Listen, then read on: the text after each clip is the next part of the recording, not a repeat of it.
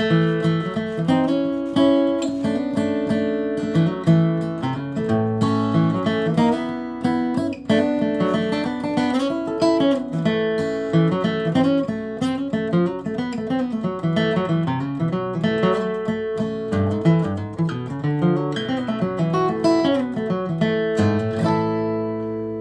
right, a little bit of Love of the Mountains, Two Trees on a Hillside, but this time with a nod to Larry Sparks. Tip of the hat to one of the finest to ever do it.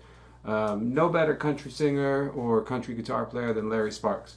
Okay, so I want to talk today about chords and about playing over chords in a way that I think is pretty intuitive to those of us who grew up in the style, but I think if you're trying to learn from outside, you might miss it because you might be coming from a place of what scales to play, right? Like, should I play the pentatonic scale? Should I play a major scale? How do I improvise, okay?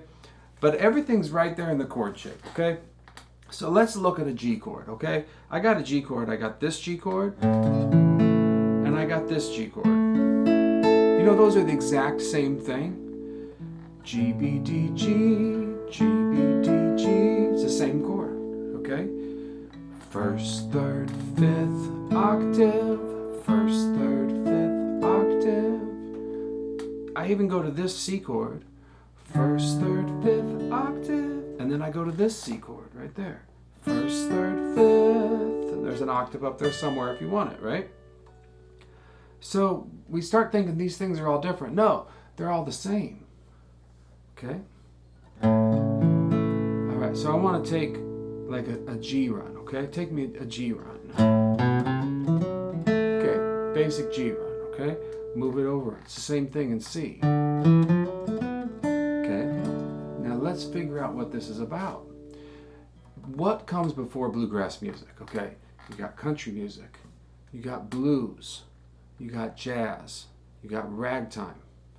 Okay, so these things come before bluegrass music historically.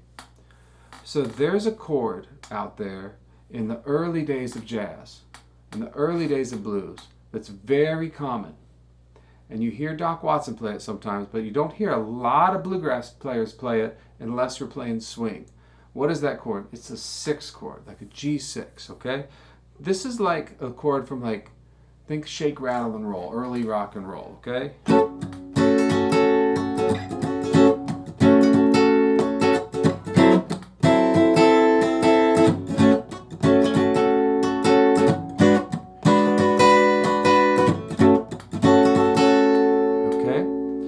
Now, you say, well, that's not bluegrass. I don't need to do anything with that. But that note is in there, that 6th note.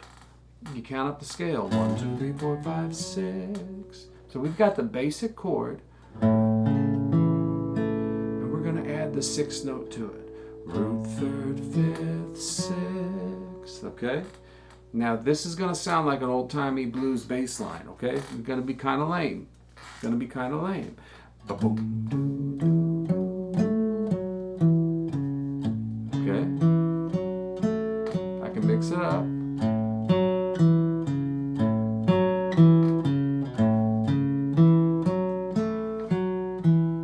And I can do that on any chord. I can go to C, do the same thing.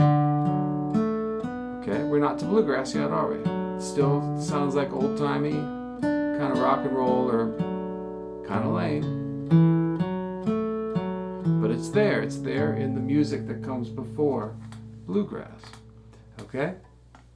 Then the biggest thing that comes out in bluegrass is Bill Monroe's love of the blues music, okay? Bill Monroe knew a black guy named Arnold Schultz. Arnold Schultz was a blues musician. So Bill Monroe learned a lot from his uncle, learned the old-time fiddle stuff, but he loved and learned the blues, and he added that into his playing. And so we've got the blues. The biggest thing in the blues is the flat third. So we take like St. Louis blues.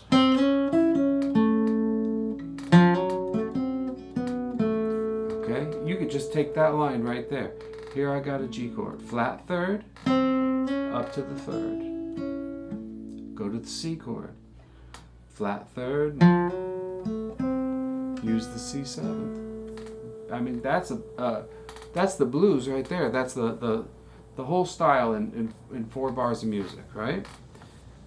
Go to the 5 chord.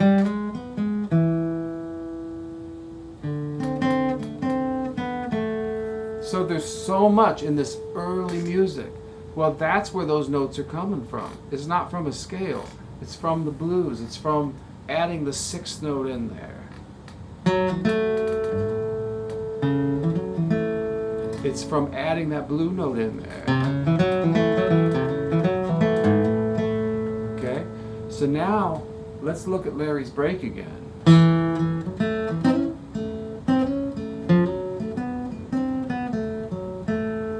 Whoa! Look at that right there. Flat 3rd.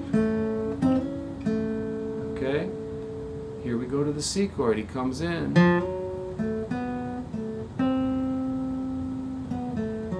Well, that's no different than St. Blues. St. Louis Blues.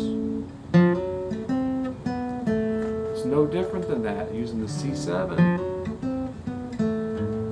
Okay? So these things are old. These things are 100 years old or more. And we got to learn these things, but because these are the things that make it become the bluegrass sound, right? Okay. All right, thanks for checking this out. I teach a lot of lessons, teach some bluegrass classes about how to put together bluegrass guitar breaks. Check it out at andyslessons.com. Let's finish with a little bit more of Love of the Mountains. Here we go.